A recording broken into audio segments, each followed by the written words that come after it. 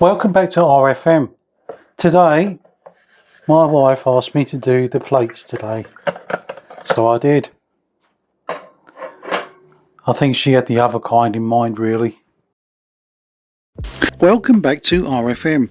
These original steel drive plates and EBC friction plates were in sound mechanical shape, but after sitting in my shed in Wales through several years of damp weather, surface rust had crept across the bare metal. Rather than tossing usable parts, I took them inside to my sink with warm soapy water and a Brillo pad. I scrubbed away the worst of the brown corrosion. Once dry, I placed them on a flat board and used fine grit paper on sanding block to knock down any remaining high spots and restore a uniform clean finish. These steel plates cleaned up smooth and true, and the friction material had plenty of depth left.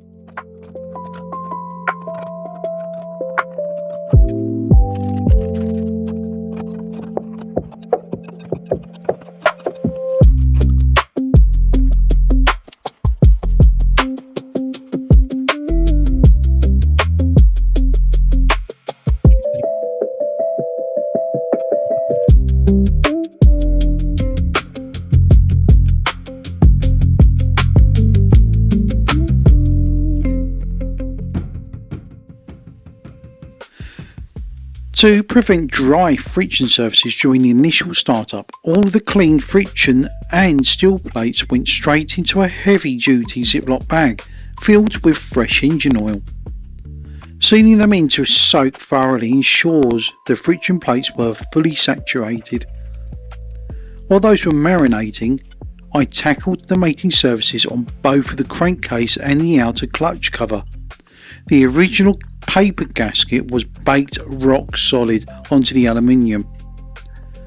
Using a fresh razor blade at a shallow angle, I patiently scraped away every scrap of the old gasket and any residue until both surfaces were completely flat, bare and surgically clean. With the cases prepped, it was time to reassemble the clutch pack, alternating symmetry between the oil-soaked friction plates and the steel drive plates. I stacked them into the basket, aligning the tabs and engaging the inner hub spline smoothly.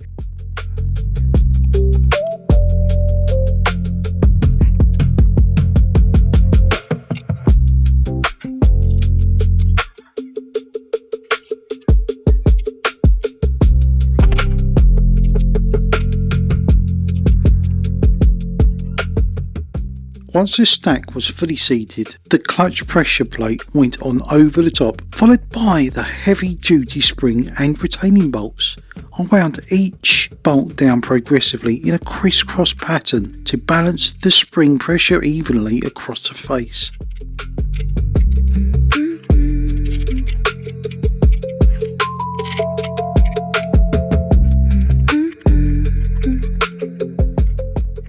Then I pulled out the torque wrench to cinch every single fastener down to the exact factory spec. I also checked the centre release mechanism to confirm everything operates smoothly with the zero binding.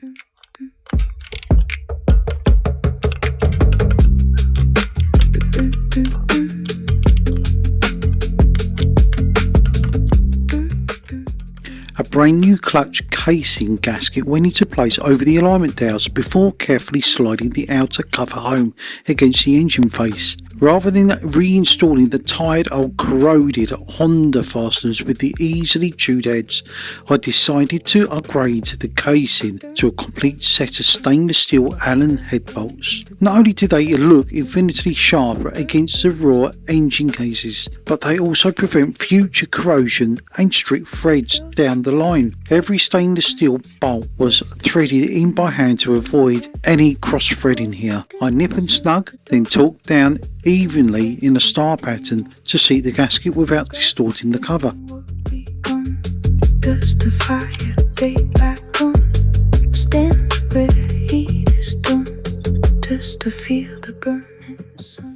With the clutch side buttoned onto the sill, I tackled a few of quick service jobs around the engine. I pulled the engine, weathered spark plugs and threaded a new set of new spark plugs, checking the gaps and torquing them snug into the cylinder head before popping the leads back on.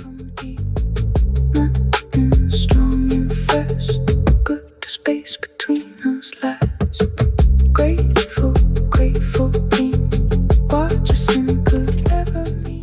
Next came the oil fill. I poured fresh new motorcycle specific oil straight into the filler neck of the clutch casing, giving it plenty of time to drain through the galleries, pulls in the sump and circulate around. After letting the bike sit level for a few minutes,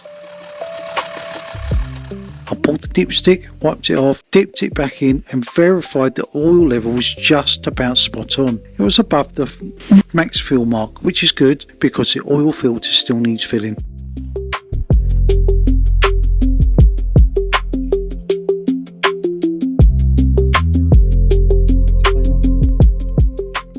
Moving up to the handlebars, the factory tube assemblies and standard throttle cables had to be completely retired from the bike. I was never a fan of the stock VB51A carburetors that came on this model from factory, so I upgraded the fueling setup to a set of Mikuni flat sides. Because the Mikunis utilise a different pull stroke and cable throw, a custom push-pull cable assembly was required. Before installing them, I made sure to carry out a step that is far too often forgotten. This is thoroughly lubricating the cables before installation. You can use a dedicated cable lubricator clamps to the top of the sleeves.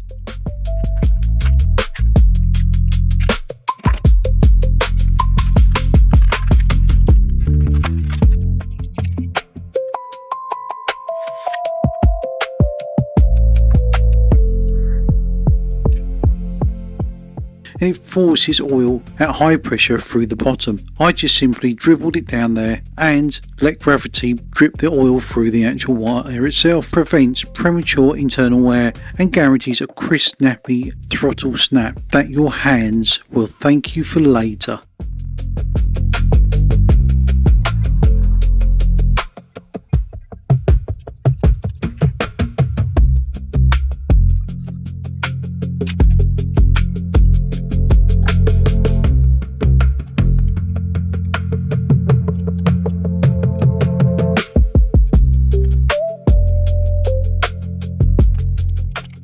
Down at the carburettor bank, I routed the twin cables clearly between the frame rails and down towards the carb linkage itself, making sure they ran without any sharp bends or pinching against the fuel tank mounts. Hooking the cable nipples up to the Mikuni flat side wheels require fine adjustment on the inline barrel adjusters to eliminate dead slack while keeping the touch of free play at the grip.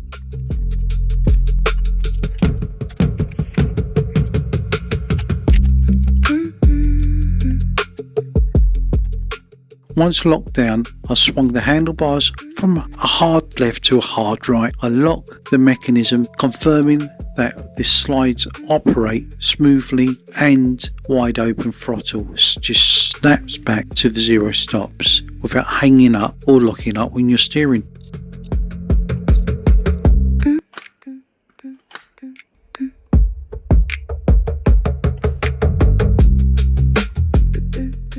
For the handlebar controls, I opted for aftermarket metal switch housings rather than standard plastic ones. The metal switchgear offers a more rugged, high-end feel, and it made clearancing around the custom throttle tube housing significantly easier than working with fragile plastic ones, as I had to chop it down and work it so it fitted. However, making them work on this bike turned into a massive headache, a huge challenge if you would say, because the internal circuits of the original ones did not match the metal ones, so I had to completely rebuild the switch loom by splicing and soldering the original Honda wiring into the new housing. It took me hours of tedious continuity testing and plenty of swearing in. The end result looks brilliant. It works flawless and it even gives me a fully functional hazard warning warning flasher switch that wasn't on the original switches to start with. To finish off the cockpit, I slipped on a fresh pair of domino grips onto the bars, mounted the metal switches and the pods, then dialed the clutch lever, free play and the cable tension.